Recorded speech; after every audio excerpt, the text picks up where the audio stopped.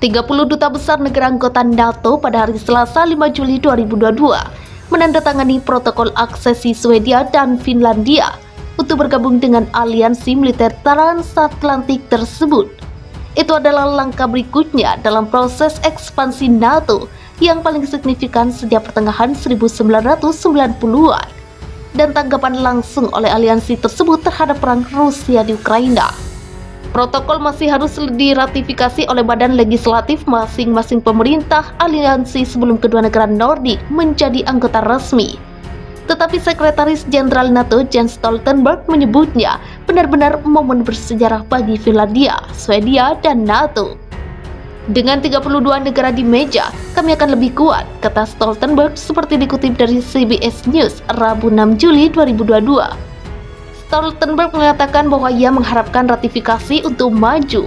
Ada masalah keamanan yang perlu ditangani, dan kami melakukan apa yang selalu kami lakukan di NATO. Kami menemukan kesamaan, katanya. Masih diperlukan waktu berbulan-bulan bagi Swedia dan Finlandia untuk menjadi anggota resmi NATO. Karena setiap negara dalam aliansi tersebut memiliki prosedur legislatif khusus yang harus dilalui. Tetapi perwakilan dari kedua negara sekarang dapat menghadiri pertemuan NATO, bahkan jika mereka tidak memiliki hak suara, dan mereka akan mendapatkan akses yang lebih besar ke intelijen.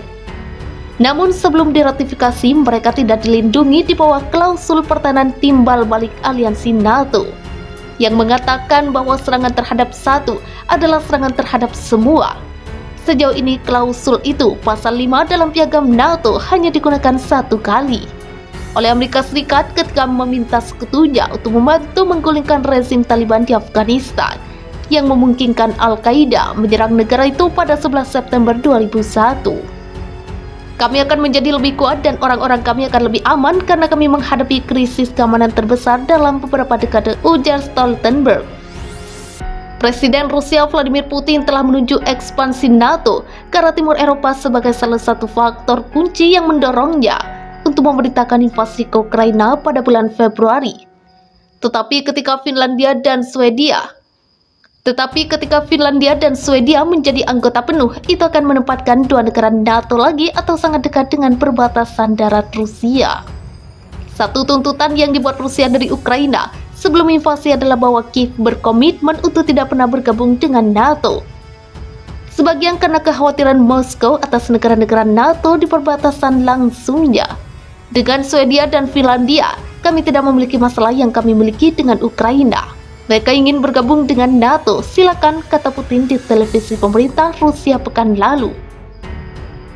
Namun dia menambahkan peringatan, jika kontingen militer dan infrastruktur dikerahkan di sana, kita harus merespon dengan baik dan menciptakan ancaman yang sama untuk wilayah dari mana ancaman terhadap kita ciptakan.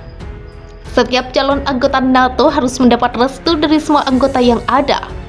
Dan Turki awalnya mengatakan akan memblokir tawaran Finlandia dan Swedia untuk bergabung kecuali anggota oposisi Turki di negara-negara Eropa diserahkan ke Ankara. Turki mencapai kesepakatan dengan negara-negara Nordik itu pada pertemuan puncak NATO pekan lalu dan membatalkan ancamannya. Tetapi memperingatkan bahwa mereka masih dapat memblokir aksesi Swedia dan Finlandia jika merasa mereka tidak memenuhi kesepakatan.